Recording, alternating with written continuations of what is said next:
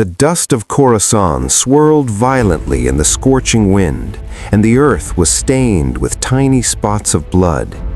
In the midst of this chaos stood a man, believed by his followers to be a prophet, commanding an army of 300,000 souls.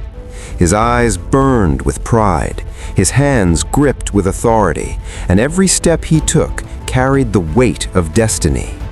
But from the shadows of the mountains, another figure emerged, armed not with mere strength, but with sharpness of mind and mastery of strategy.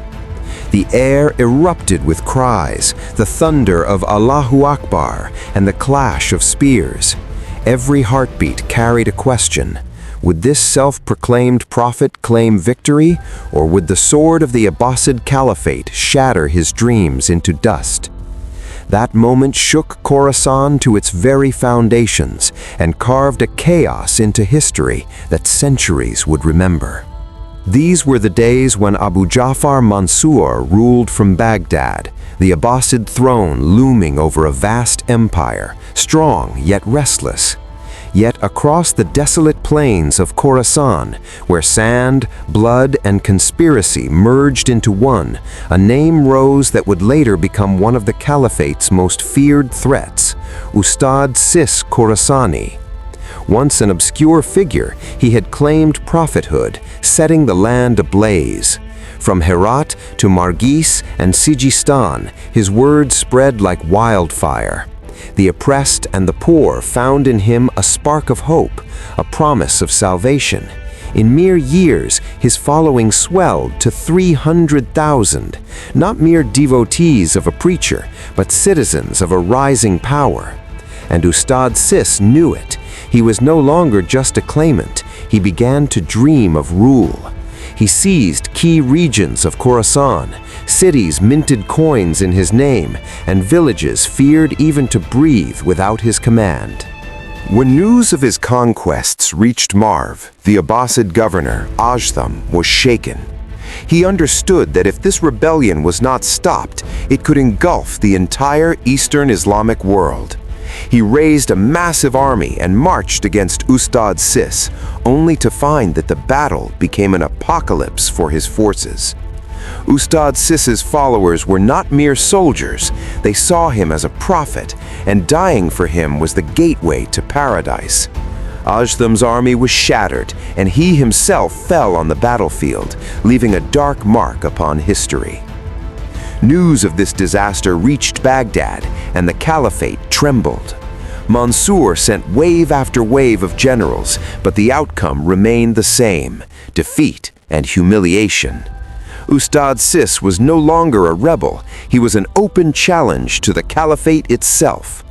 Even the last general sent by Mansur fell before him, leaving the Caliph personally stationed at Parwan, the roads deserted, the reports of rebellion pouring in from every direction.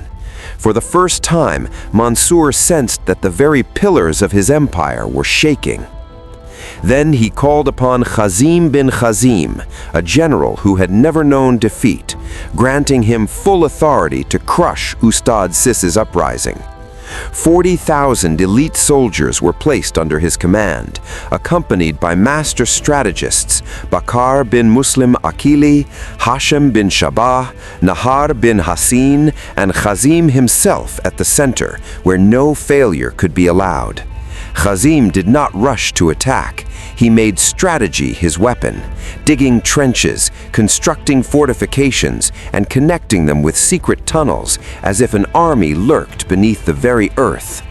A massive trench was built to house the entire force, 4 gates guarded by 1,000 hand-picked warriors each, standing like gateways to death.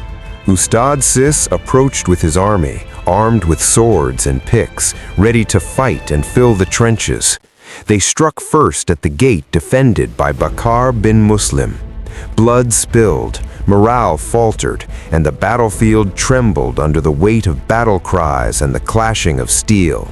Yet Ustad Sis's forces regrouped and pressed toward the center where Khazim stood. Harish, Sis's commander, led the Sijistani troops in a sudden assault, but Khazim countered with precision, commanding Hashim to flank and strike from behind. With Khazim at the forefront, chest against enemy, the battlefield became a furnace of death. Cries and war cries echoed as Nahar bin Hassin smashed from the left and Bakar charged forward. Swords clashed, spears pierced the air, and 17,000 of Sis's followers fell, 14,000 captured, while Ustad Sis fled with 30,000 survivors into the mountains like a rabbit escaping hunters. Khazim pursued relentlessly, encircling the mountains until reinforcements under Abu Aun arrived from Crown Prince Mahdi. There was no escape left. Finally, Ustad Sis surrendered himself, along with his sons. Khazim sent the victorious news to Mahdi, who relayed it to Caliph Mansur.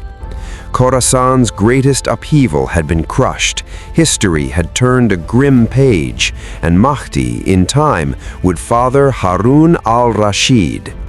Yet the story of Ustad Sis did not end quietly.